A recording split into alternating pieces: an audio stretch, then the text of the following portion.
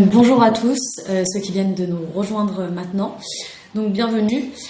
Donc nous allons aborder durant ce webinaire le sujet de la sécurité et de la performance réseau en compagnie de deux représentants, donc Simon Amiot du groupe Duonix Group Store Data, un avant-vente, et de Samer Frangi, directeur général de Neovad. Merci Charlotte. Alors je vais peut-être présenter rapidement le planning. Donc on démarrera par une très brève présentation de Duonix Group Store Data. On parlera ensuite des problématiques liées au réseau finalement. De quoi on va parler aujourd'hui, hein, de quels besoins, de quelles problématiques clients et entreprises on va pouvoir justement régler ces différentes problématiques. La solution selon le Gartner, pour ceux qui ne connaissent pas le Gartner, c'est un organisme qui publie notamment pas mal d'articles, etc., sur différentes thématiques, que ce soit cybersécurité, mais pas que. On verra notamment un exemple de plateforme SASI. On verra plus en détail ce que c'est que le SASI, mais avec Cato Network, voilà, qui est un de nos partenaires aujourd'hui. On fera une présentation de la société Cato Network si vous ne connaissez pas. Et puis il y aura surtout une grande partie du webinaire du jour, une démonstration de la solution pour voir un petit peu justement les différentes problématiques que la solution vient résoudre et comment elle le fait, surtout avec une démonstration pratico-pratique. Et sur la rubrique questions, hein, Charlotte en parlait tout à l'heure, on répondra aux questions, mais en fin de webinaire pour plus de clarté et plus de fluidité dans le webinaire. Donc, merci à tous déjà d'être présents. Merci à Samer aussi d'animer ce webinaire avec moi. Donc, peut-être pour présenter rapidement Duonix Group Store Data.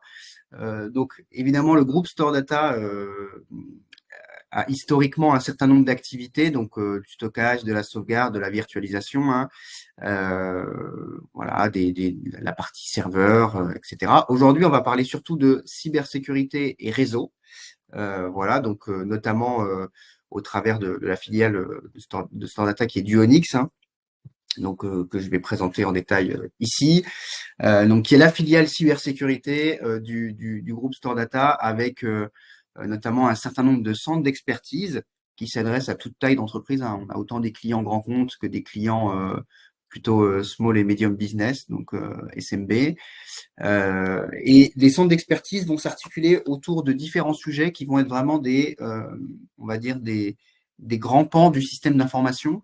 Donc, on a un centre d'expertise sur la partie purement sécurité des endpoints, donc des postes de travail, des serveurs, des laptops, etc., etc.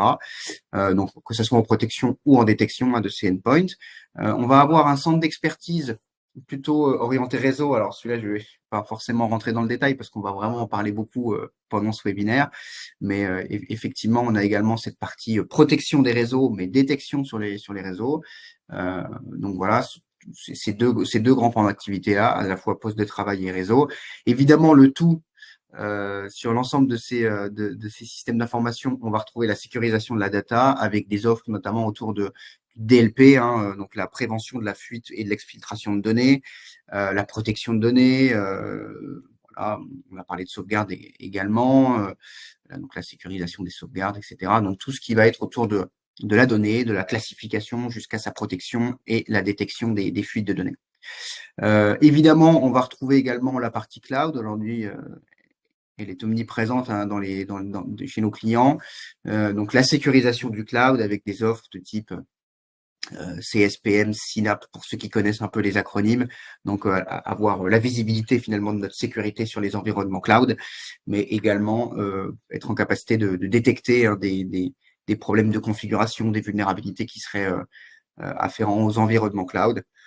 Donc voilà, bon, je ne vais pas rentrer dans le détail de tous les domaines. Le point qui est important, c'est que dans ces domaines-là, on n'adresse pas uniquement la partie finalement conseil, hein, parce que notre activité s'oriente vraiment autour de la partie conseil, audit, mais également intégration et même maintien en condition opérationnelle des outils. Donc, pour la partie conseil et audit, évidemment, on va être en capacité d'accompagner les clients pour créer une roadmap de transformation, par exemple, que ce soit sur la partie sécurité du réseau ou patch management sur des postes de travail ou des serveurs. Donc, on va être en capacité de les accompagner dans cette phase de design.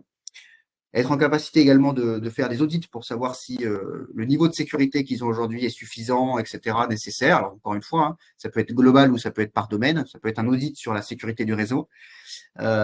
Et évidemment, une fois qu'on a fait ces parties-là, on va pouvoir également aussi intégrer des solutions de cybersécurité, hein, donc qui sont souvent des acteurs plateformes aujourd'hui. Donc, une solution qui va être en capacité d'adresser toute la sécurité réseau, une solution qui va être en capacité d'adresser la sécurité des endpoints et de pouvoir évidemment maintenir en condition opérationnelle ces différentes solutions. C'est pour ça d'ailleurs que, au-delà de finalement l'ensemble de ces centres d'expertise et de ces offres de services, on va s'appuyer sur des partenaires technologiques, notamment pour la partie intégration et pour la partie maintien en condition opérationnelle des outils et des solutions. Donc notamment sur la partie réseau et sécurité, on va s'appuyer notamment sur un partenaire qui s'appelle Cato Network, hein, qui sera au centre de ce webinaire.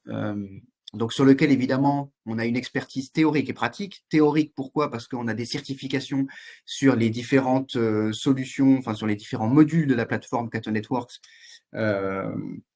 donc qui permet à nos clients justement un accompagnement d'expertise. Donc ça c'est un point qui est important. Mais on a également une expertise pratique avec l'intégration justement de clients, donc voilà, l'intégration et le support, hein, donc notamment le maintien en condition opérationnelle. Donc ça c'est un point qui est important parce qu'on va apporter à la fois un œil d'expert sur la solution en elle-même, mais surtout un œil pratique de retour d'expérience de ce qu'on a pu voir chez différents clients. Et évidemment, c'est un partenariat sur lequel on compte beaucoup puisque donc Duonix Group Store Data est maintenant partenaire de Cato Network depuis plus de 4 ans. Donc, on est assez fiers de ce partenaire aujourd'hui. Je vais laisser la parole à Samer pour nous expliquer un petit peu les problématiques que toi, tu as pu rencontrer, Samer, notamment. Voilà, est-ce que tu peux nous en dire un petit peu plus? Avec plaisir. Merci Simon pour cette introduction. Merci à tous d'être présents à ce webinaire. Donc effectivement, la création du marché du SASI globalement et plus spécifiquement de Cato Networks vient d'un constat qui est assez simple, qui dit qu'aujourd'hui, le modèle actuel ne peut plus adresser les besoins. Je m'explique. Historiquement, les architectures étaient assez simples. On avait un data center. Toutes les applications étaient hébergées dans le data center. Donc il suffisait que je connectais mes différentes succursales à ce data center. Et derrière, je suis sécurisé, j'ai les performances qui vont avec, et la meilleure solution à l'époque pour répondre à ce besoin-là, c'était le MPLS. Donc ça a marché le temps que ça marchait, tout le monde était content, mais tout de suite, on a atteint certaines limites liées à cette technologie-là, parce que c'est une technologie qui est peu rigide, qui est certes performance, mais qui manque de visibilité, qui manque de contrôle pour le client. On n'a pas les métriques nécessaires pour prendre des décisions, et on est très limité sur les ouvertures vers le reste du monde. Donc, on a commencé à trouver des solutions, en tout cas à chercher des solutions alternatives. La première brique qui s'est présentée, c'était la partie SD-WAN. Donc, la partie SD-WAN, c'est grosso modo utiliser Internet pour faire ces communications optimisées entre les différentes ressources. Donc, il faut, pour un client qui souhaite faire du SD-WAN, il faut qu'il souscrive ou qu'il achète des boîtiers qui font cette fonctionnalité-là. Et après, les usages ont évolué, hein. Il y a eu pas mal de débardations vers des plateformes cloud, que ce soit en mode cloud hybride, ou autre, mais ça veut dire que j'ai une partie de mon infrastructure qui est hébergée dans le cloud, qui n'est plus dans le data center, qui dit une partie d'infrastructure qui est quelque part, ça veut dire qu'il faut la sécuriser, qu'il faut l'optimiser. Donc dans ce cadre-là, pareil, il faut que je me dote de technologies qui me permettent de répondre à ces problématiques, donc des solutions d'optimisation cloud, type Zscaler, Netscope ou autre, d'autres solutions d'accélération cloud et ainsi de suite. Et les usages évoluent, hein, pareil, on peut avoir des sites distants qui peuvent être partout dans le monde. Un site distant, c'est une ressource de l'entreprise. Une ressource de l'entreprise, c'est quelque chose qu'il faut sécuriser. Donc, sur chaque global branch que vous voyez à gauche, on va avoir une pile de sécurité, notamment une sécurité périmétrique, donc une encore en plus, qu'il faudra maintenir, qu'il faudra gérer, qu'il faudra configurer. Il faut potentiellement qu'on se déplace de temps en temps là-bas si le problème est plus ou moins important. Pareil, après, il y a eu le développement du nomadisme, hein, ce qui peut être un peu forcé par la Covid, mais plus globalement par le télétravail. Donc, pareil, j'ai des gens, mes salariés, mes collaborateurs qui sont quelque part, ils doivent accéder à une ressource d'une entreprise, qu'elle soit dans le cloud, qu'elle soit dans le data center ou sur un site distant. Ça veut dire que c'est des accès que je dois optimiser, que je dois sécuriser. Donc, l'idée, c'est de dire que si chaque fois que j'ajoute une nouvelle technologie pour répondre à des problématiques, je suis en train de prendre un nouveau produit, donc une nouvelle console, donc une nouvelle licence, des produits qui communiquent pas forcément de façon intelligente ensemble. Donc, il faudra derrière que je fasse un minimum de développement, au minimum d'intégration pour que je puisse avoir un peu d'intelligence et ne pas avoir vraiment ces notions de silo par produit. Ce modèle global qui s'appelle le best of breed, où pour chaque brique ou chaque pile technologique, je dois prendre le meilleur, une solution à part, a été définie par le Gartner comme une architecture obsolète. Et d'où la naissance de ce marché. Simon, je te laisse, s'il te plaît. Cette architecture a été définie obsolète par le Gartner, cette notion qui s'appelle du best of breed, parce que ça va un peu à l'encontre de ce qu'on cherche aujourd'hui, ça va à l'encontre de la facilité, ça va à l'encontre de la convergence. Aujourd'hui, s'il y a un problème sur une brique du réseau, j'ai aucune idée par où commencer. Ça peut être la brique qui est liée à l'éditeur qui fait du SD-WAN, ça peut être à celui qui fait de l'accélération cloud, du VPN, et ainsi de suite. Donc, on rentre dans un maillage qui est très compliqué et en voulant améliorer les choses en ajoutant des briques technologiques, je me trouve un peu avec l'effet inverse où j'ai beaucoup trop de choses. Certes, chacune à part fait très bien ce qu'on lui demande de faire, mais une fois tous ensemble, il n'y a pas vraiment de harmonie qui fait que j'ai beaucoup de charges supplémentaires et donc des coûts directs liés aux produits et aux licences associées et des coûts indirects liés à faire en sorte que ces produits communiquent ensemble, que j'ai des ressources en interne qui ont ces compétences. Donc, cette architecture a été définie obsolète par le Gartner. Il y a eu la naissance d'un nouveau marché qu'on appelle le SASE, le Secure Access Service Edge. Et le principe, il est assez simple. C'est vraiment faire la convergence entre les éléments de réseau et les fonctionnalités de sécurité à travers une offre cloud. On va consommer le réseau, on va consommer la sécurité comme un service cloud. Moi, quand je parle toujours de Cato en avant-vente, je fais toujours un peu le parallèle avec les briques Office 365. Parce que historiquement, n'importe quelle structure qui utilisait une messagerie à base de Microsoft, elle avait on-prem, donc chez elle, elle avait un cluster SQL, un cluster Exchange qu'il fallait configurer, qu'il fallait mettre à jour, qu'il fallait patcher, qu'il fallait sauvegarder, qu'il fallait gérer, monter de version, ainsi de suite. Alors que le besoin d'une entreprise, il était plutôt simple, c'est envoyer et recevoir des mails pour assurer la productivité des collaborateurs. Microsoft, ils sont venus, ils ont dit, écoutez, tout ce toute cette problématique que vous avez en interne qui n'est pas censée être la vôtre, on va la gérer à votre place et vous allez consommer la messagerie comme un service. D'où la naissance d'Office 365. Et Cato a fait exactement la même chose sur le réseau et la sécu. Donc, vous n'avez plus à gérer des boîtiers complexes, les mises à jour, la maintenance, le rafraîchissement hardware, dimensionner le boîtier par rapport à vos besoins. Vous n'allez pas, à chaque fois que vous avez un nouveau usage ou un nouveau besoin ou un nouveau budget, se poser des questions sur comment je vais refaire mon infrastructure pour intégrer ces nouvelles plateformes, ces nouvelles solutions. Cato va mettre à disposition une plateforme unique, convergée, sur laquelle on va vous proposer les différentes briques de sécurité. Donc, en l'occurrence, le SD-WAN qu'on a vu précédemment comme une solution à part entière devient une fonctionnalité de nos plateformes. Toutes les mécanismes d'optimisation WAN le sont de même. Pareil sur les briques de sécurité, on va consommer le firewalling comme un service cloud. On va consommer l'anti-malware, le CASB, le DLP, le RBI, le XDR, le DEM et bientôt d'autres. Et ça, c'est un peu l'avantage de cette notion de plateforme. Effectivement, le point qui est important ici, il y en a deux, c'est la convergence de la performance réseau, donc toute la partie accélération WAN et de la sécurité. Et le deuxième point, c'est le as a service, le fait que effectivement l'ensemble de ces fonctions de sécurité sont uniquement des fonctions de sécurité et pas des produits à part entière qu'on peut ajouter ou enlever suivant le besoin. Et du coup, je prends la balle au bon, Samer, tu m'en veux pas, mais c'est simplement pour introduire une des approches. Alors, je reviens juste là, il y a un point qui est important qui servira, notamment quand tu présenteras Cato. Ce constat du Gartner, il est apparu en 2019. Retenez bien cette date parce que finalement, elle a un point, cette date a une notion importante quand on présentera Cato Network. Donc, Cato Network a proposé une solution finalement pour répondre à ce besoin, une solution qui est globalement assez simple en tout cas sur le papier, sur le fonctionnement, qui colle vraiment avec cette approche du SASE. Donc ils sont partis d'une feuille blanche et ils se sont dit finalement comment est-ce qu'on va réaliser ces différentes briques, donc à savoir la partie accélération performance réseau, la partie sécurité réseau, le tout dans un mode as a service. La première chose, c'est de connecter finalement les différents périmètres de l'entreprise. On va pas utiliser une brique différente pour une branche, une agence, pour le data center pour le cloud ou pour les télétravailleurs ou même pour les applications SaaS, on va tous les connecter finalement dans ce qu'on appelle le Cato Cloud. Donc, on va d'abord gérer la partie connexion de ces différents périmètres-là. Donc, voilà, au travers notamment du Cato Cloud. Donc, on va connecter tout le monde. Voilà, on va optimiser. Et ensuite, on va sécuriser. Une fois qu'on a connecté tout le monde, on va faire la partie sécurité, intégrée en tant que service. Donc, encore une fois, hein, tout est intégré dans cette brique au milieu. Vous comprendrez juste après avec un petit schéma explicatif du comment ça fonctionne. Donc, en tout cas, on va sécuriser via finalement des briques de sécurité, des fonctions de sécurité, des modules qu'on va pouvoir gérer en centrale. Et alors, quand on parle de justement gérer ces différents modules en centrale, on va pouvoir exploiter le tout. Et ça, c'est un point qui est très, très important par rapport à l'approche historique. On va pouvoir exploiter le tout avec une gestion en mode libre service, hein, voilà, donc c'est-à-dire on va pouvoir consommer des fonctions, en rajouter, etc.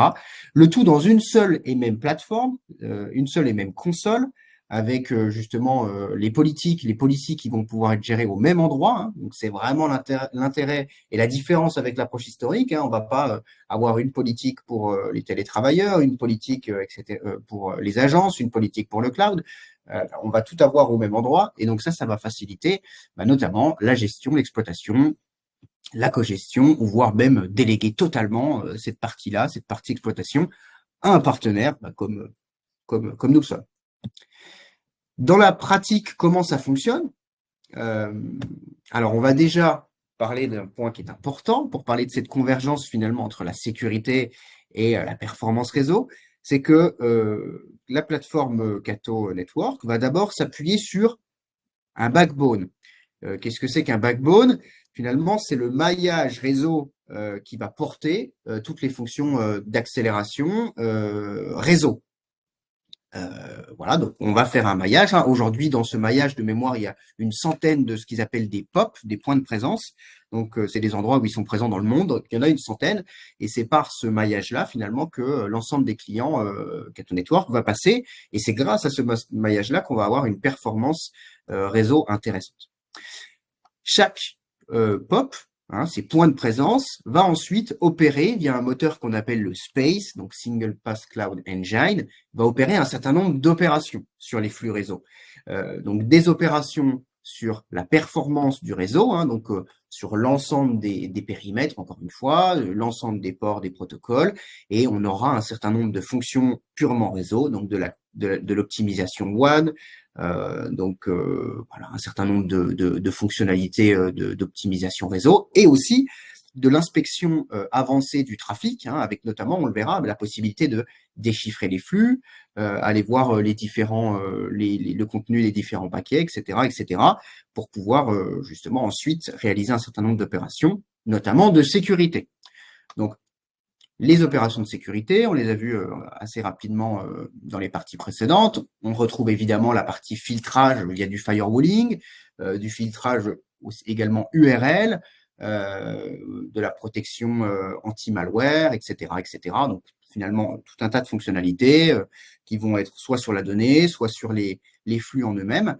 Et donc, tout ça va se faire sur chacun des points de présence du backbone Cato Network. Vous avez une centaine de points de présence et chacun de ces points de présence sera en capacité d'opérer des fonctionnalités de performance du réseau, donc d'accélération, etc., et de sécurité. Maintenant, une fois qu'on a dit tout ça, c'est bien, on a un cloud, un Cato Cloud qui fonctionne très bien, mais il faut connecter les clients dessus. Et pour connecter les clients, finalement, on va utiliser ce qu'on appelle des sockets. Donc, c'est des petits boîtiers. Hein. Évidemment, il faut quand même tout de même potentiellement un boîtier sur le site pour pouvoir envoyer les flux réseau dans ce Cato Cloud. Donc, dans la pratique, hein, vous avez finalement vos sites distants, vos data centers, sur lesquels vous allez avoir un boîtier. Et ce boîtier va finalement simplement envoyer les flux dans ce Cato Cloud, alors en IPsec hein, potentiellement. Donc voilà. Évidemment, ces boîtiers Cato vont quand même opérer un certain nombre d'opérations sur le site, mais la force du modèle, c'est surtout d'envoyer ces flux-là dans le Cato Cloud, et c'est le Cato Cloud qui va gérer toute la partie performance et sécurité du réseau. Il nous reste quand même évidemment les télétravailleurs. Je me permets juste de compléter, Ouais. Simon, quelque chose par rapport au boîtier. Donc c'est vrai que tout à l'heure on disait que cette architecture à base de boîtiers est obsolète et c'est toujours le cas chez nous. Les boîtiers chez nous, c'est vraiment une commodité. Toute l'intelligence elle a été déportée du boîtier vers le cloud.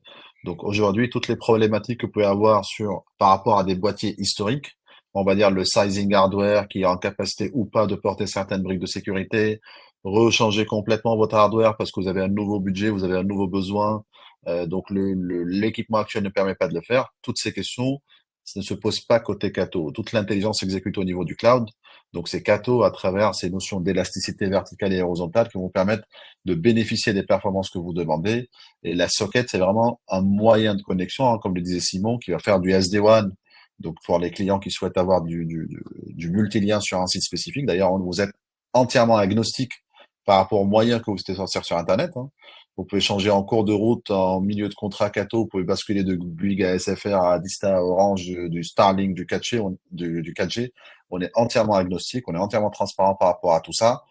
Et on voit généralement sur pas mal de nos concurrents sur le marché cette problématique de CVE.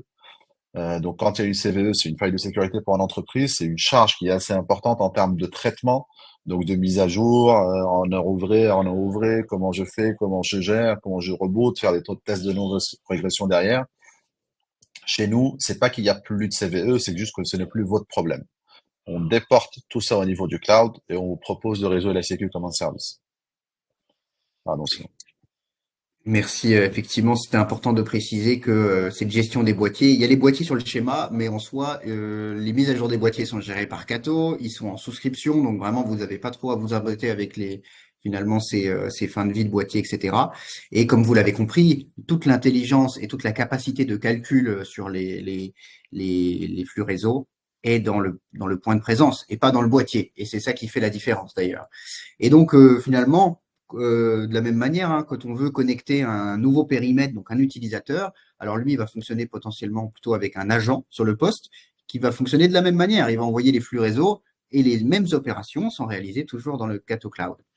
Donc, c'est vraiment effectivement un changement d'approche. Et quand on a un nouveau périmètre, comme un environnement cloud, multi-cloud, ben, il suffit de le rajouter hein, avec de la même manière, soit un flux en IPsec, soit une vSocket. L'objectif, il est ni plus ni moins que d'envoyer le flux dans le Cato Cloud. Une fois qu'on l'a envoyé dans le Cato Cloud, il est accéléré, il est sécurisé dans le Cato Cloud. Et de la même manière, pour des applications qu'on ne maîtrise pas du tout, donc les applications SaaS notamment, on va pouvoir également les connecter de cette même façon au Cato Cloud. Donc vraiment, ce qui est intéressant, c'est que on va pouvoir retrouver l'ensemble de nos périmètres, l'ensemble de nos fonctionnalités, le tout en mode as a service, avec une connexion qui se fait plutôt simple, où la capacité de calcul, elle est mutualisée sur les différents clients grâce au moteur Space qui est présent dans chaque point de présence du Cato Cloud. Et évidemment, le tout sera disponible dans une seule et même console où on va pouvoir gérer finement les droits. On va pouvoir avoir des capacités de reporting avancées qui nous permettra notamment de faire de la détection, hein, comme ce qu'on peut voir dans des solutions de type XDR sur le réseau. Et on va pouvoir tout simplement avoir une seule et même console, donc harmoniser l'ensemble des politiques de sécurité et simplifier tout simplement la gestion du réseau et de sa sécurité. Hop. Maintenant, qui est Cato Network, Samer? Je me permets juste, Simon, parce qu'on a une Ouais. question. Donc, vu Ouais. qu'elle est elle rentre dans le cadre du slide que tu as présenté, je préfère y répondre Ouais. tout de suite. Donc, la question pour tout le monde, hein, c'est en cas de coupure Internet, est-ce que je perds toute ma sécurité locale? Alors, la réponse est non, parce qu'effectivement, la socket, même si elle est dépourvue d'intelligence, elle est en capacité de faire ce qu'on appelle du LAN firewalling niveau 7. Donc, il va gérer la sécurité pour tout ce qui est pilotage inter-VLAN ou autre. Donc, vous conservez le niveau de sécurité niveau 7 au niveau du firewall. Vous perdez effectivement, on va dire, les options avancées. À ce jour, l'IPS, l'anti-malware et autres s'exécutent au niveau du boîtier, hein, de par au niveau du POP, pardon, de par notre architecture distribuée. Mais en aucun cas, vous perdez la sécurité locale si jamais vous perdez la sortie Internet. Ouais, effectivement, c'est important de préciser ce point-là. Hop. Alors, qui est Cato Networks? Sur le principe, c'est assez simple. C'est un monsieur qui s'appelle Shlomo Kramer qui est à l'origine de cette société-là. Et c'est un monsieur, j'ai envie de dire, qui est plutôt connu dans le milieu parce que c'est le fondateur de Checkpoint. Donc, c'est le premier firewall intelligent, c'est le premier fondateur d'Imperva. C'est une personne qui a été primée pas mal de fois, qu'on appelle le père du firewall, qu'on appelle le parrain de la cybersécurité. Bon, vous avez bien compris, hein, c'est quelqu'un qui a vraiment suffisamment de recul dans ce milieu-là, qui s'est posé une question à un moment en disant, aujourd'hui, la cybersécurité, elle est un peu cassée. Parce que cet empilement technologique, des éditeurs qui partent à gauche, à droite pour répondre à des problématiques, ce qu'on appelle des point solutions, donc une solution complète pour une problématique, c'est quelque chose qui ne marche plus. Donc il a dit, OK, bah moi j'ai la chance, je vais prendre du recul et je vais partir d'une feuille blanche pour créer un nouveau modèle qui va permettre aux clients de consommer le réseau et la sécurité comme votre cloud. Et c'est effectivement ce fameux modèle, cette fameuse architecture qui a été reprise par le Gartner en 2019, hein, comme l'a précisé Simon tout à l'heure, comme en se basant sur le terme SASI. Mais comme vous le voyez à l'écran, Cato a été créé en 2015, donc bien avant la sortie de ce terme-là. Et d'ailleurs, le Gartner mentionne Cato Networks comme modèle de référence pour la création de ce marché. La société, elle est en pleine croissance sur les dernières années. C'est une jeune société, mais qui a plus de 1000, je pense, nos chiffres ne sont pas même bons. Je pense qu'il y a une croissance assez importante. Je pense qu'on est à plus de 1200 salariés maintenant. Une valorisation qui ne cesse de croître avec les différents investissements, qui montre derrière la confiance du marché, la confiance des investisseurs, la confiance des clients.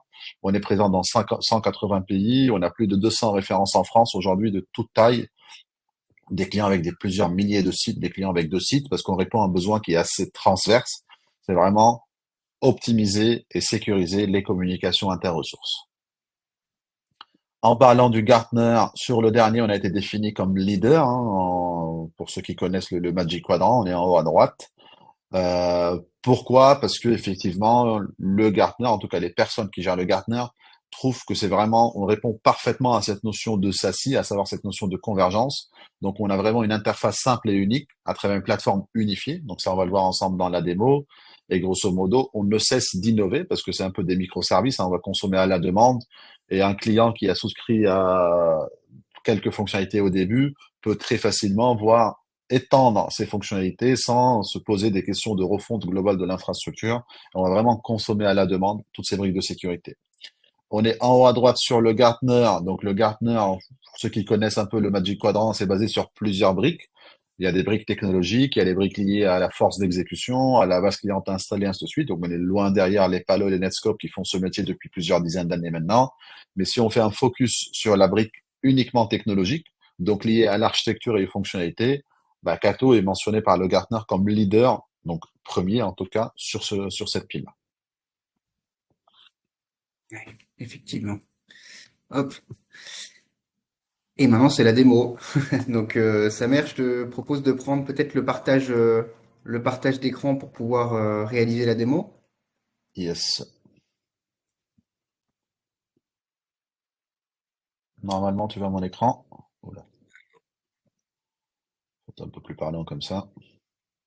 Hop, effectivement. Voilà, donc, on passe à la Parfait. pratique. Donc sur le principe, c'est assez simple, hein, comme l'a précisé Simon tout au long de la présentation, on est sur de la pure convergence. Donc on va avoir cette même console qu'on va utiliser pour tout. Quand je dis pour tout, c'est vraiment la visibilité, le troubleshooting, la configuration réseau, la configuration sécurité, la gestion du ZTN1, et ainsi de suite. Tout à travers vraiment une console unique, centrale, qui est hébergée en Europe, hein, pour les clients européens pour des questions RGPD. Et sur le principe de la console, c'est assez simple. Je vais voir apparaître toutes les ressources clients. Donc nous, typiquement, de notre société, on a 3 sites.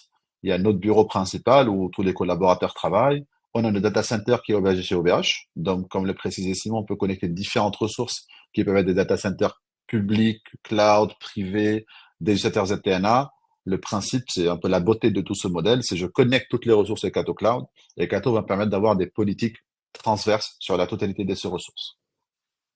Une fois ces ressources connectées, la première chose qu'on va vous donner, et notamment pour les clients qui viennent du monde du MPLS ou autre, c'est on va vous redonner la visibilité. Donc, on va vous redonner le contrôle. Aujourd'hui, vous êtes en capacité de dire, sur chaque site, en l'occurrence, nous, au bureau, on a 2 sorties Internet, une sortie Adista, une sortie Orange. On voit qu'aujourd'hui, la sortie Adista pose un peu de problème parce qu'il y a un peu de coupure réseau, mais Cato a fait son travail de SD-WAN parce qu'on voit la qualité du lien agrégé est au vert. Donc, dès qu'il y a eu une coupure Adista, la brique Orange a pris le relais pour garantir l'expérience utilisateur. On va également voir plus de détails sur la consommation. Quel est le lien qui est utilisé le plus en upload, en download? Est-ce que j'ai perdu de paquets sur un lien spécifique plus que sur un autre? Et ainsi de suite. En tout cas, on vous donne toutes les métriques nécessaires pour que vous soyez à même de prendre des décisions. On peut même vous donner les métriques en temps réel. Il y a quelqu'un sur un site qui appelle, qui vous dit, bah, attendez, je comprends pas, là, ça fait, depuis ce matin, c'est très lent, j'arrive pas à me connecter à mon CRM, j'arrive pas à me connecter à tel ou tel truc. Bah, je peux savoir en temps réel, site par site, lien par lien, quel est l'utilisateur, ou l'utilisatrice en l'occurrence, qui est en train de consommer quelle application depuis quel IP ou depuis quel compte utilisateur. Ce qui me permet derrière de prendre des décisions. Par exemple, j'ai un collaborateur qui est en train de travailler sur du YouTube un mardi à 10 heures du matin, qui fait que ça impacte la productivité des gens qui font de l'Office 365 ou du Salesforce. Ben, je peux tout de suite avoir les données nécessaires, être à même de prendre des décisions et aller modifier mes règles de réseau pour prioriser les flux métiers par rapport aux flux YouTube et garantir la performance et la productivité de mes collaborateurs. Cette vision en termes de consommation réseau, on l'a également au niveau applicatif. Donc, site par site, ressource par ressource, je peux vous dire quels sont les collaborateurs qui consomment quoi comme bande passante, en utilisant quelle application, dans quel pays, le quoi du comment. Voilà. Tout ça, c'est vraiment l'idée, c'est d'enrichir un peu vos données, d'enrichir votre connaissance de votre infrastructure, votre connaissance de la façon dont vos collaborateurs consomment les services que vous les mettez à disposition et que vous soyez d'ailleurs en capacité de prendre les décisions nécessaires pour garantir un peu tout ce qui va avec. Donc, en termes de visibilité, ce qu'on a vu au niveau d'un site, on l'a également sur la totalité des ressources, voire sur les clients VPN. Donc, moi, j'ai mon client VPN qui est connecté. Je suis pas au bureau aujourd'hui. Donc, je peux pareil avoir les mêmes métriques de la connectivité Internet d'autres, mais je peux également voir le même niveau de visibilité. Je peux voir les caractéristiques réseau de ma session, en l'occurrence de mon tunnel. Je peux voir les devices depuis lesquels je me connecte. Je peux voir les applications que je consomme depuis mon client VPN et ainsi de suite. Donc, on vous donne vraiment une vision globale, un contrôle sur toutes les métriques.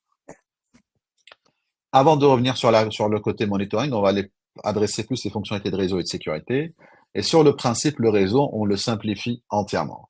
On part du principe que si une ressource, elle est connectée au Cato Cloud, que ce soit un VPN, un site distant, un user autre, par défaut, elle a la capacité de communiquer avec une autre ressource qui est propre à l'entreprise. Ce qui fait qu'on va sortir des complexités de configuration, de routage, de réseau. Si je viens de tel truc, je vois telle personne. Ça devient une banalité. Toute ressource qui est connectée au Cato Cloud, elle a théoriquement, évidemment, c'est pas le cas d'un point de vue sécurité, mais d'un point de vue réseau, elle a théoriquement la capacité de communiquer avec une autre. La vraie valeur ajoutée qu'on va amener au niveau du réseau, c'est ce qu'on appelle les network rules. On va élever un peu le discours et au lieu d'avoir des politiques qui sont basées sur des ports, sur des trucs comme ça, on va peut-être travailler plutôt par cas d'usage métier. Il faut imaginer qu'on a un routeur global sur la totalité du globe et derrière, je vais définir mes cas d'usage. Aujourd'hui, moi, j'ai un besoin, c'est que si les membres du groupe prestataire, et c'est là où il y a la beauté du modèle Cato, parce que les groupes prestataires, disons, c'est une dizaine de personnes derrière, qu'ils soient chez eux, qu'ils soient au bureau, qu'ils soient en déplacement pour des raisons personnelles en Maldives, au Japon ou autre, ça reste toujours la même personne, ça reste toujours le même profil métier, il aura toujours potentiellement besoin d'accéder aux mêmes ressources. Donc, au lieu de créer 10 000 policiers en disant si je viens de tel et tel truc, je vais créer une policy qui est liée à l'utilisateur. Je détecte l'utilisateur là où il est. Et s'il doit accéder à telle ressource, on va lui appliquer telle caractéristique de session. En l'occurrence, la priorité, ce que je disais tout à l'heure sur YouTube et Office 365, je peux dire, les prestataires qui y accèdent, ils seront plus prioritaires que les autres qui accèdent à d'autres applications Internet ou à d'autres applications de l'entreprise. Je peux gérer également le côté SD-WAN, qui pour Cato devient vraiment une fonctionnalité. Est-ce que je veux que Cato gère dynamiquement cette bascule entre les liens, cette agrégation entre les liens, ou non, il y a un site spécifique où j'ai vraiment un coût qui est différent. Donc, j'ai ma fibre qui me coûte pas cher, que je veux qu'elle soit en prioritaire. Par contre, j'ai un routeur 5G que je veux uniquement en stand-by. Voilà. C'est là où je veux ces subtilités-là, mais c'est vraiment une fonctionnalité. C'est pas une solution à part le SD-WAN. C'est un moyen de connexion, un moyen de continuité d'activité sur les liens Internet. Je clique sur Save. Cette règle, elle est propagée sur l'ensemble des points de présence qui sont présents dans le monde. Il y a quelques centaines, comme l'a précisé Simon tout à l'heure. Et la beauté de Cato par rapport à ce modèle-là, c'est que tout point de présence à un instant T a exactement le même niveau de connaissance et le même niveau de fonctionnalité que n'importe quel autre pop dans le monde. Ce qui fait que de là où vous vous connectez, vous allez vous pointer vers le point de présence le plus proche, qui va vous connaître, qui va connaître vos usages, vos applications, vos profils métiers. Et si vous avez le droit d'accéder à une ressource, vous appliquez les caractéristiques session qui vont avec. En adressant ces besoins, en adressant ces différents cas d'usage, j'ai fini de parler de réseau. Évidemment, comme l'a précisé Simon, le SASI, c'est une convergence entre le réseau qu'on vient de voir, mais également les briques de sécurité. Donc, en complément du réseau, on va avoir plusieurs niveaux de sécurité qu'on va consommer comme un service. Le One Firewall. Le One Firewall, c'est le firewall pour toutes les ressources inter-entreprises.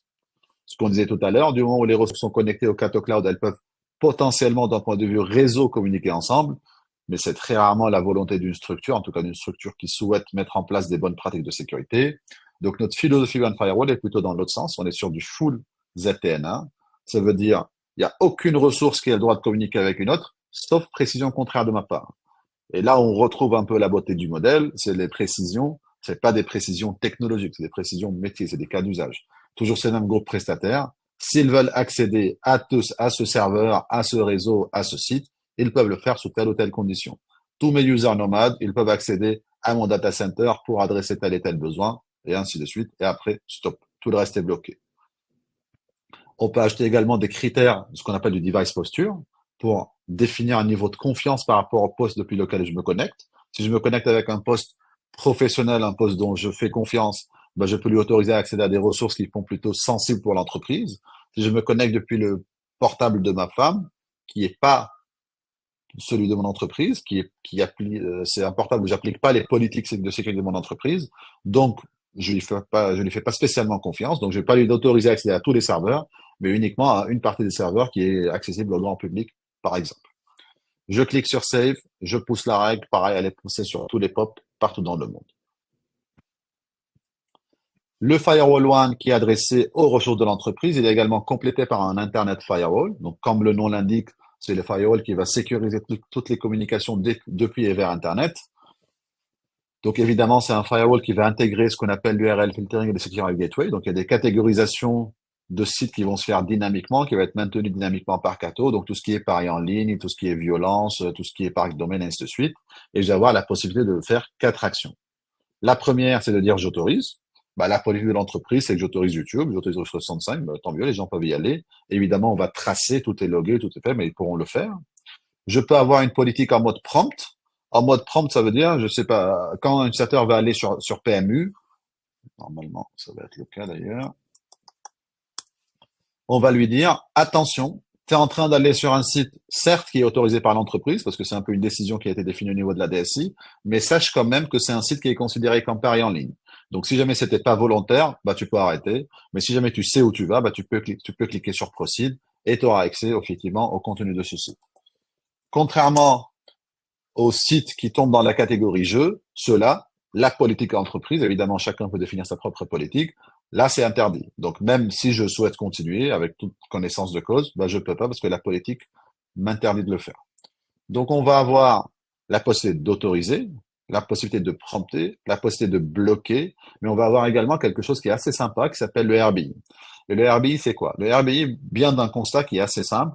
Aujourd'hui, l'Internet Firewall, contrairement au One Firewall qui bloque tout par défaut, sauf ce que j'autorise, l'Internet Firewall, il a un fonctionnement dans l'autre sens. Tous les sites Internet sont autorisés, sauf ceux qui tombent dans des catégories qui sont prédéfinies, qui sont alimentés par Cato, maintenus par Cato, certes. Mais ce modèle-là va adresser, on va dire, 90-95%, voire plus, des sites Internet. Mais il y aura toujours une petite zone d'ombre, une petite zone grise pour les sites qui n'ont pas encore été catégorisés, qui n'ont pas encore été définis, et ainsi de suite. Et par défaut, je vais les laisser entrer dans la catégorie Allah ou Allah Wa'ani parce qu'ils ne rentrent dans aucune catégorie des règles précédentes. Sauf que c'est quelque chose qui peut me mettre à risque. Parce qu'un domaine que je connais pas, qui est pas catégorisé, il peut être gentil, tant mieux pour moi, mais il peut être également un site malveillant. Donc, pour adresser cette problématique, Cato a défini ce qu'on appelle le RBI. Donc, le RBI, grosso modo, c'est la possibilité de dire, je vais exécuter un site web, mais je vais l'exécuter dans une bulle applicative dans le Cato Cloud. Qui fait que, là, si j'ai pris par exemple le site NeoWeb, moi, je suis en train c'est notre site, je consomme Internet public, classique, je peux faire ce que je veux, je regarde les différents produits dans Cato, je peux faire télécharger l'image, effectivement, c'est un site qui est bien catégorisé, qui est bien connu, donc j'ai la possibilité d'interagir avec. Mais quand ce site est exécuté dans un contexte RBI, Ça veut dire que le site s'exécute dans une bulle applicative dans le Cato Cloud et l'utilisateur a uniquement un déploiement d'affichage. Je, je fais le meilleur des deux mondes. Qu'est-ce que ça veut dire? Ça veut dire, je garantis aux utilisateurs qu'ils peuvent continuer à consommer le site. Donc, je peux cliquer sur nos solutions, voir les différents produits, cliquer sur SASI, voir les produits Cato Network, et ainsi de suite. Mais si jamais je cherche à interagir et je fais la même tâche que j'ai fait précédemment, bah, Cato va me dire, t'es gentil, mais c'est pas un site auquel je fais suffisamment confiance pour que tu puisses télécharger des trucs. Ce qui fait que on a garanti aux utilisateurs la continuité. Ils peuvent consommer le site, ils peuvent voir ce qui se passe. Par contre, ils ne peuvent pas interagir avec, donc ils peuvent pas récupérer des logiciels malveillants qui peuvent derrière avoir une nuisance plus importante au niveau de mon SI. Et c'est comme ça qu'on va consommer la sécurité de Cato. Donc l'Internet Firewall, le RBI, mais pareil, la sécurité avancée, l'anti-malware, l'IPS, la protection DNS, bah, tout ça c'est intégré nativement au produit. On peut les consommer à la demande pour sécuriser la totalité du trafic. On peut même aller bien au-delà en se faisant ce qu'on appelle du CASB, du Cloud Access Security Broker. Et le CASB, c'est un principe qui est assez simple, c'est d'aller au-delà de la sécurité d'un firewall. Je m'explique. Si je dis aujourd'hui que Office 365 c'est autorisé, sur le firewall, je dis ben, tout ce qui est en destination de Microsoft, je l'autorise, tout le reste, je le bloque. Soit, mais autoriser Office 365, c'est autoriser beaucoup de choses en même temps, parce que j'autorise les tenantes privées, les tenantes professionnelles, personnelles ou autres. Avec le CASB, je peux dire, en fait, oui, c'est vrai qu'Office 365 est autorisé au sens large. Par contre, dans notre structure, pour une personne qui est au bureau ou qui a le tunnel Cato monté, il peut se connecter à son OneDrive professionnel, mais pas au OneDrive personnel, parce que je vais éviter la fuite de données. Ou je peux dire, OK, bon, c'est pas grave, lui, il est gentil, je vais lui l'autoriser l'accès à son OneDrive personnel, mais uniquement en téléchargement. Donc, on va agir au niveau de l'activité, au niveau de l'action. Donc, il ne peut pas uploader de la donnée, parce que ça peut être de la fuite de données, mais il peut récupérer de la donnée de son OneDrive. De toute façon, c'est pas grave. J'ai l'IPS, j'ai l'anti-malware, j'ai mon ODR Cato qui est installé également, qui fait que j'ai vraiment une sécurité de bout en bout qui me permet d'être protégé. Et qui peut évidemment être couplé par ce qu'on appelle du DLP. Donc, prendre une décision, Simon en a parlé un peu en début de présentation, c'est prendre une décision en se basant sur le contenu du fichier. Si c'est un passeport, je peux pas le télécharger ou je peux pas l'uploader. Si c'est un fichier de test ou un truc comme ça, je peux le faire. En tout cas, voilà, on ne cesse pas d'innover côté Cato. On continue à développer des nouvelles fonctionnalités que vous voyez apparaître au niveau de la console. Mais comme c'est une plateforme, c'est un moteur unique, c'est une console unique, vous pouvez, en fonction de votre maturité de produit, en fonction de votre besoin, en fonction de vos budgets, souscrire à des options au fur et à mesure que vous le souhaitez. Et pour finir, évidemment, vu que tout est collecté, ben, on va avoir la visibilité partout. Donc, je vais aller un peu vite, il ne reste pas trop de temps. Mais sur la partie sécu, ben, on va voir évidemment tout ce qui a été bloqué par nos mécanismes de threat prevention ou de threat hunting. On va faire la correspondance, donc ce qui a été bloqué par l'IPS, à quel moment, quoi, comment. On va faire la correspondance avec le MITRE-ATT&CK. On va avoir une vision sur tout ce qui est CASB, DLP, l'activité liée. Au niveau réseau, pareil. Donc, n'oubliez pas, on vous donne toutes les métriques nécessaires pour que vous soyez à même de prendre des décisions au niveau réseau, au niveau sécurité, au niveau VPN, autres. Toutes les données rentrent dans un puits de log unique et commun. Et en termes de troubleshooting, c'est du pur bonheur parce que par rapport, on disait tout à l'heure, le best of breed, où en fonction de chaque produit, ils parlent pas forcément le même langage et pas forcément les mêmes informations, à les corréler tout ça ou idéalement le rediriger vers un SOC qui lui derrière va faire des trucs. Voilà. Avec Cato, tout est développé, maintenu et géré par Cato. Tout le monde parle le même langage, tout le monde exprime le même besoin. Donc, dès que je fais un filtre sur une brique spécifique, le firewall, l'Internet Firewall, un user ID, un user comme ça, bah, tout va se faire de façon assez fluide. Je vais pouvoir limiter les informations, gérer le pourquoi du comment. Je peux même interagir aujourd'hui en langage naturel en lui disant, je sais pas, est-ce que sur les 2 dernières semaines, Simon a été bloqué au niveau de l'Internet Firewall parce que tel et tel truc. Et la solution va comprendre ma question en langage naturel pour la convertir en brique technique. Et pour finir et laisser la place aux questions, je vais parler de la dernière brique qui est la brique de DEM. Le DEM, c'est le Digital Environment Monitoring. Et le principe, il est assez simple. C'est de dire, aujourd'hui, il y a toujours une incohérence entre les propos des utilisateurs et les propos de la DSI. Ça veut dire quoi? Ça veut dire qu'aujourd'hui, il y a un utilisateur qui dit c'est lent, je comprends pas. Et la DSI, bah, elle se connecte, elle a des solutions d'analytics, elle a des solutions de monitoring d'infrastructure. Bah, je comprends pas, tout est vert, donc je sais pas de quoi tu parles. Pour moi, tout est bon. Donc, ah bah si, c'est tout gentil, mais moi, j'arrive pas à bosser. Donc, voilà. Et le DEM, c'est cette philosophie qui va permettre d'allier ces deux mondes. Ça veut dire quoi? Cato a une vision de bout en bout. Donc, l'agent, il est installé sur le poste de travail. L'agent va monter un tunnel vers le POP. On a une connaissance du POP. On a une connaissance de la destination ou de l'application.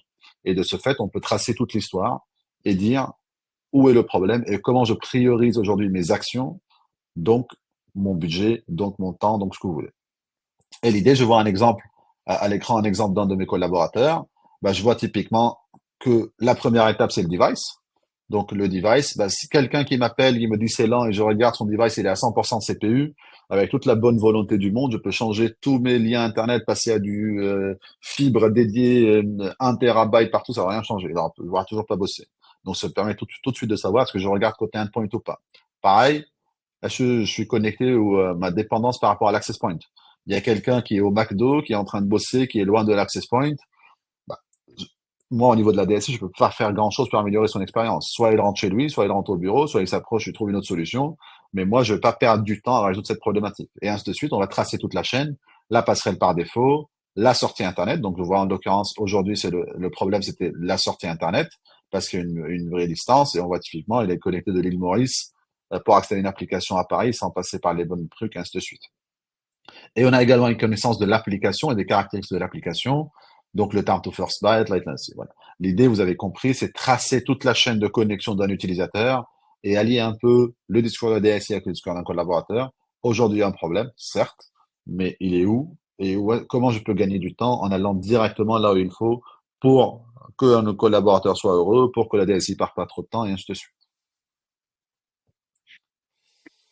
Très Il y a bien. encore pas mal Merci de choses à Samuel. vous montrer, mais je m'arrête ici par rapport au temps. Pardon. Sinon, tu Je te laisse pourrais la main. faire une démonstration de 3 heures, je pense, sur l'outil, tellement il est complet sur la plateforme. Et alors, moi, j'avais juste un point qui était important à rajouter avant de passer à la Oui. partie questions-réponses, parce on a quelques questions. Euh, la- le point qui est important, sa mère a parlé de rajouter des fonctionnalités, enfin, du fait que le fait de rajouter des fonctionnalités était natif à la plateforme, hein, finalement. Bah, on a eu l'exemple il n'y a pas très longtemps, il y a une fonctionnalité de découverte sur la partie IoT, notamment donc la capacité de faire du scan, etc., et de découvrir, de faire de la découverte justement des nouveaux, enfin des équipements IoT, etc., sur le réseau, branchés sur le réseau. Là, finalement, pour les clients, ça c'est transparent. Il n'y a pas besoin de rajouter un boîtier, de changer de boîtier, etc. Finalement, la seule chose à faire, bah, c'est attendre la notification de Cato Network, voir qu'effectivement, il y a une nouvelle fonctionnalité qui a été rajoutée. Et ensuite, bah, finalement, c'est automatiquement rajouté à la plateforme sans besoin de changer de boîtier. Et ça, c'est vraiment un point qui est majeur dans l'approche, ce côté justement évolutif sans avoir besoin de reposer ça sur du matériel est un point très important. Exactement. Euh, Ce que je dis Simon, effectivement, c'est que les boîtiers qu'on vous a présentés tout à l'heure dans les slides, que vous preniez toutes les options de sécurité qu'on a aujourd'hui ou aucune, c'est toujours le même boîtier. hop, alors, on va passer à la partie questions-réponses. Je vais peut-être reprendre le partage, comme j'avais juste les slides de conclusion Yes. à partager. Hop, Je je te fais laisse prendre la ceci. main.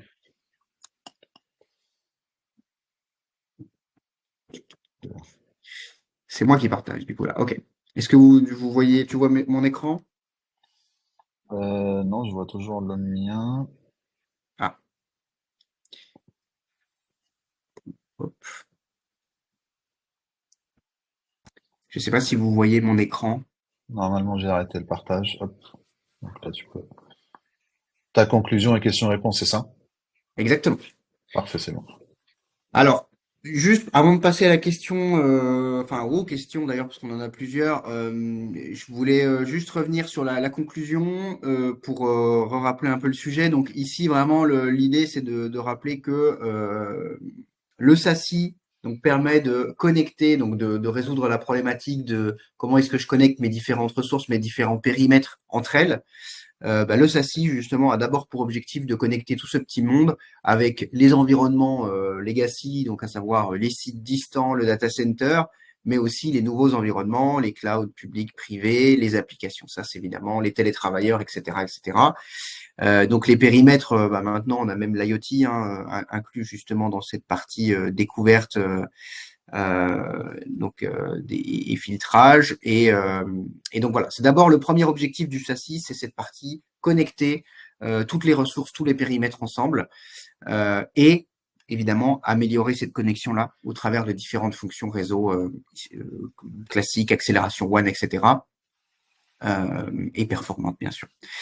Deuxième point, sécuriser. Donc, le SASI propose des fonctions de sécurité, on en a parlé, surtout multiples. Donc, évidemment, on a parlé de l'inspection, du filtrage, de la détection, du DLP, donc plutôt orienté données, du CASB pour les applications SaaS, etc., etc., etc.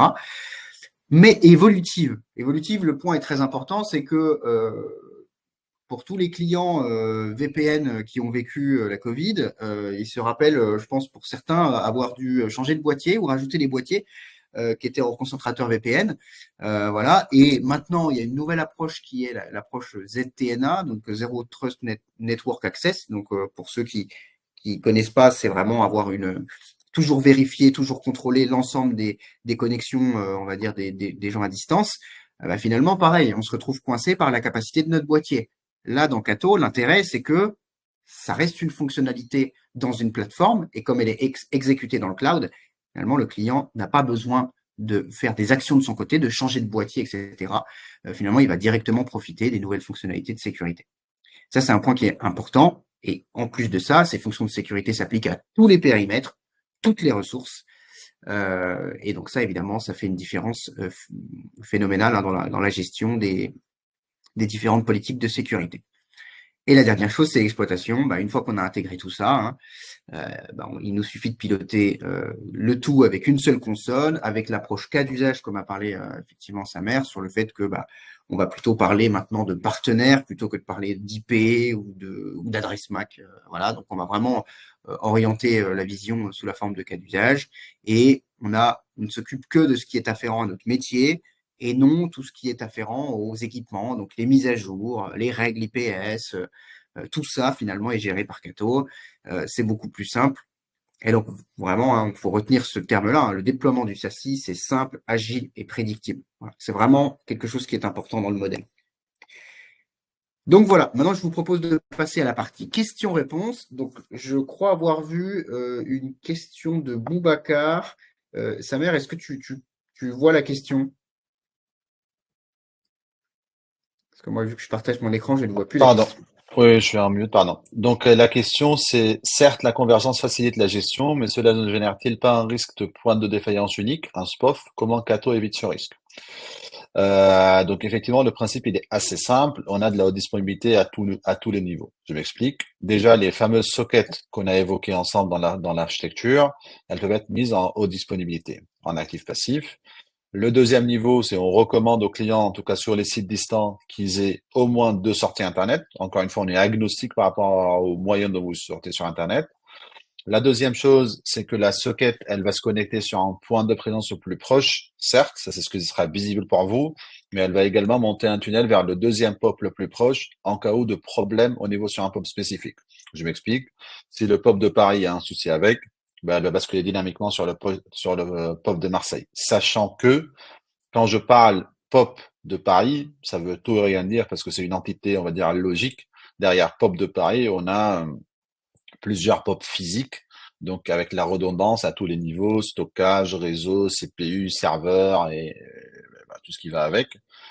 Et si on repoussait vraiment la question au bout du bout du bout, si jamais tout le global backbone tombe partout dans le monde, parce que je sais pas quoi, parce qu'il y a une erreur, Cato a également pensé à ce scénario-là et toutes les sockets, donc tous les boîtiers qui sont connectés au niveau des sites, montent entre elles un tunnel IPsec direct pour assurer la continuité des communications intersites de façon sécurisée pour la totalité des collaborateurs. Donc, grosso modo, vous avez très bien dit, vous avez bénéficié de tous les bénéfices de la convergence sans avoir un risque supplémentaire qui est lié au SPOF. Effectivement, ça, c'est un point qui est important, hein, la disponibilité. D'ailleurs, de mémoire, je crois que les SLA de Cato sont de 99,999, c'est ça? Exactement. On est les seuls aujourd'hui en capacité de fournir ce niveau de SLA parce qu'on est les seuls à vraiment opérer notre propre global backbone. On sous-loue pas de la ressource chez GCP, chez AWS ou autre. On sous-loue pas de je sais pas quoi. On vient avec nos propres serveurs, nos propres solutions logicielles. On connecte tous les porteurs de liens de Tier 1. Donc aujourd'hui, on est effectivement dans le MSA Cato. Il y a un engagement légal de Cato envers ses clients de disponibilité de 5.9 avec des pénalités financières en cas de dépassement, on va dire. Et il y a une question également de Philippe sur le licensing. Comment fonctionne le licensing? Le licensing, c'est plus ou moins simple. Il y aura plusieurs niveaux. Le premier, c'est les nombres de ressources. Donc, il y a combien de sites, il y a combien d'utilisateurs nomades. Le moyen de connexion, donc c'est ces fameuses sockets qui sont en location, en commodité, hein. Vous allez voir quand vous communiquez avec votre référent commercial côté Jonic Store Data, vous allez voir le prix des sockets. C'est vraiment pour nous une commodité. Vous avez bien compris tout au long de la présentation, c'est pas là où il y a l'intelligence. Donc c'est les moyens de connexion. La socket NAM, elle existe au format virtuel sur VMware qui est entièrement gratuit et qui est iso-fonctionnel par rapport à la version physique. Une fois on a le moyen de connexion, on va derrière parler de bande passante, donc la bande passante qu'on veut traiter au niveau du POP. Donc à chaque site, on va assigner une bande passante, 25 MB, 100 MB, jusqu'à 10 gigas. On a la capacité aujourd'hui de faire jusqu'à 10 gigas de throughput. Et ce, avec ces informations-là, donc le moyen de connexion à la bande passante, vous allez avoir l'offre de base de Cato qui inclut tout le côté réseau, le backbone, le SD-WAN, la visibilité, le user awareness, ainsi de suite, et toutes les briques de sécurité de base, donc le firewall Internet, le firewall WAN, le secure gateway, l'URL filtering, ainsi de suite. À partir de là, le client peut dire ça me suffit, je m'arrête. Soit il peut dire non, en fait, j'ai un budget supplémentaire, j'ai un besoin supplémentaire et je souhaite souscrire les options de sécurité supplémentaires. Donc, on a des bundles, hein. On a un bundle Threat Prevention qui inclut l'IPS, l'anti-malware, la protection DNS. On a un bundle qui inclut le RBI encore, le sandboxing. Et après, à la carte, on peut choisir des choses. C'est vraiment un peu la beauté du modèle. On sait qu'on arrive chez un client en proposant beaucoup de choses, mais on sait que les clients, ils ont souvent quelque chose en place. Donc, on va réussir à s'insérer dans une démarche projet dans la continuité. Donc, on va récupérer en quelque sorte la partie SD1, la partie firewalling, et petit à petit, en fin d'engagement, en fin de départ, avec la sortie des budgets, des trucs comme ça, on peut ajouter les fonctionnalités. Et comme vous l'a très bien expliqué Simon, c'est de la consommation. On n'est pas, si vous n'avez pas du CASB et vous souhaitez mettre en place du CASB, c'est pas une refonte de votre infrastructure, c'est pas des serveurs approvisionnés dans tous les sens, c'est une souscription à une licence et la fonctionnalité elle est active et opérationnelle sur votre SI. Eh ben merci pour cette réponse précise. Alors, je pense qu'on arrive un peu au bout du temps qu'on nous a accordé. Donc, hop, je vais juste rappeler, hein, voilà, n'hésitez pas. Donc déjà, merci pour avoir participé à ce webinaire. Merci à Merci tous. Samer pour l'animation. Et puis voilà, si vous souhaitez en savoir plus, ben, n'hésitez pas à nous contacter. Alors, soit via notre site web, hein, soit bah, directement. Vous pouvez également m'envoyer un mail. Donc voilà, en tout cas, merci à tous d'avoir participé à ce webinaire. Merci Samer et Charlotte pour l'animation. Et puis, bah, on espère à très bientôt pour un autre webinaire. Merci à tous d'être présents. Merci Simon. Et je rappelle aussi que la présentation vous sera envoyée par mail. Voilà. Pour Merci conclure. Charlotte. Merci à tout le monde d'avoir été présent. Merci. Passez une bonne Au journée. revoir. Bonne journée à tous.